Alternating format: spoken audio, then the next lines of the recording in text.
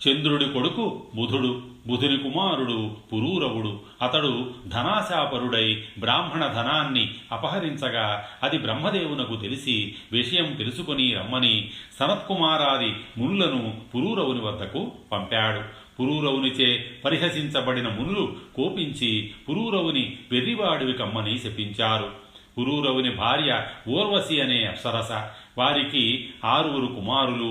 వారిలో ఆయుషుడు అనే కుమారునికి కలిగిన నహుషుడు చక్రవర్తి అయ్యాడు. నహుషుని భార్య ప్రియంవద. వారి పుత్రుడు యయాతి. యయాతికి దేవయాని వలన 2 కుమారులు కలిగారు.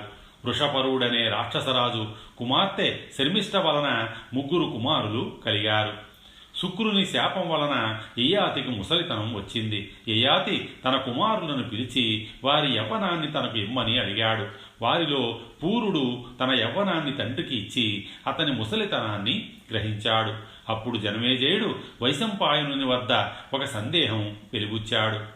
మహర్షి, క్షత్రియుడు, చక్రవర్తి అయిన యయాతి బ్రాహ్మణుడు, రాక్షస గురువు అయిన శుక్రుని కుమార్తెను ఎలా వివాహమాడాడు అని అడిగాడు.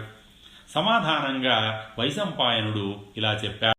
వృషపర్వుడు అనే రాక్షసరాజుకు శుక్రాచార్యుడు గురువుగా ఉన్నాడు. శుక్రాచార్యుని కుమార్తె దేవయాని. శుక్రాచార్యునికి మృత సంజీవిని విద్య తెలుసు. ఆ విద్యతో దేవాసుర యుద్ధంలో మరణించిన రాక్షసులను బ్రతికిస్తూ వచ్చాడు. అందువలన రాక్షస బలం అంతకంతకు పెరుగుతూ వచ్చింది.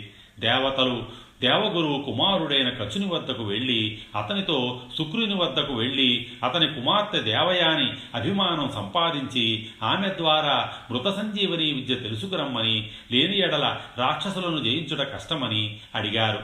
శుక్రునికి దేవయాని మీద అత్యంత ప్రేమ కనుక ఇది సాధ్యం కాగలదని చెప్పారు. కచుడు సమ్మతించి శుక్రుని వద్దకు వెళ్ళి బృహస్పతి కుమారునిగా తనను తాను పరిచయం చేసుకుని శిష్యుడుగా చేరాడు. క్రమంగా కచుడు దేవయాని శుక్రుల అభిమానం చూరగొన్నాడు.